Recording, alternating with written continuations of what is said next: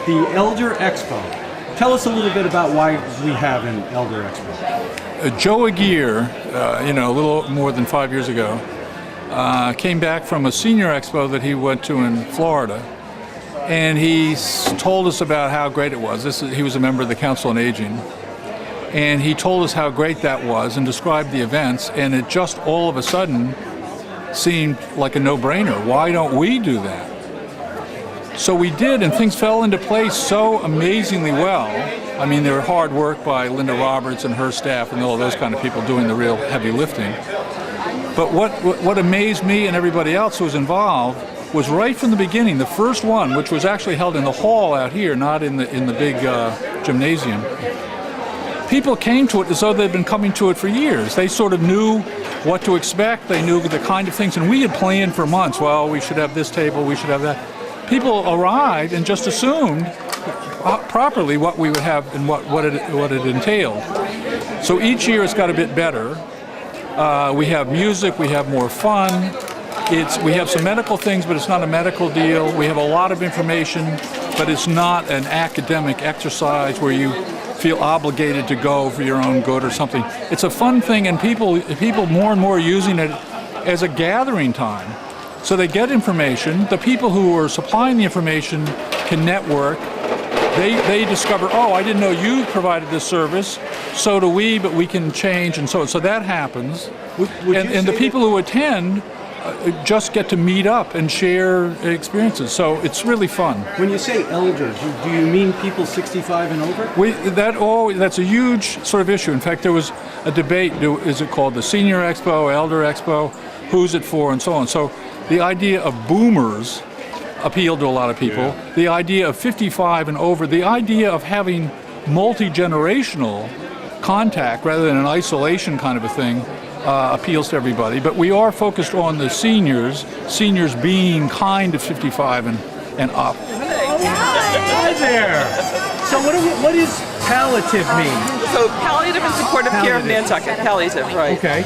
Is helping people feel comfortable, try to help relieve people of their suffering when they have a life-threatening illness in particular.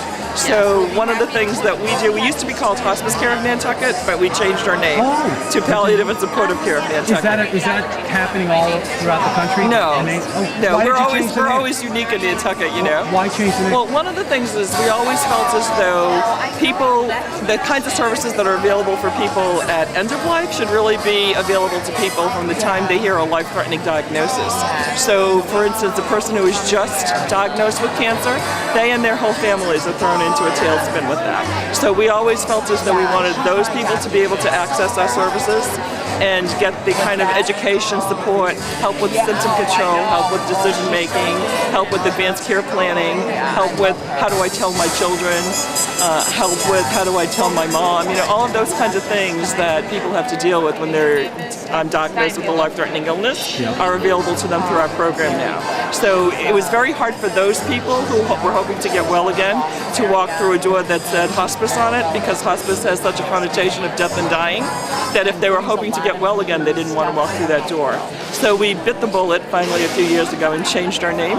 And now actually 3 times as many people with early phase illness come in and access our services, and we still continue to do all of the end of life care that we always did. So what did take us through an experience? So what would it be like? So say someone was just diagnosed with cancer, and somebody will say, what kind of cancer? Any kind of cancer. It doesn't matter? It doesn't matter. Any kind of cancer. It doesn't have to be life-threatening? Well, most cancer is life-threatening. It sort of threatens your life. It doesn't mean that it's going to take your life, but at the time that you're diagnosed, except for some superficial skin cancers, they're pretty life-threatening illnesses. And so, at that point, you're thinking, oh my God, what's going to happen? How is this going to change my life? Am I going to live with this or not live with this? How do I make decisions about, treatment? Do I stay on the island or do I go off the island? How do I tell my children that I have, lung cancer cancer, say? Right. How do I tell my parents that I have it? So all of those kinds of things are issues that people are facing as soon as they hear the diagnosis. And then they need to understand how to make decisions about, should I go to a medical center in Boston? Should I stay on the island? Should I go to the Cape? What kinds of things should I do? So we don't tell people what to do, but we try to help them give them the information they need to make their decisions better. Okay. And so it's great. And then if a person, we have a coping with cancer support group. Our services are not just for people with cancer, though. They're for people with any life-threatening illness. But we do get a lot of patients with cancer because of the connotation to that diagnosis a lot of times for people.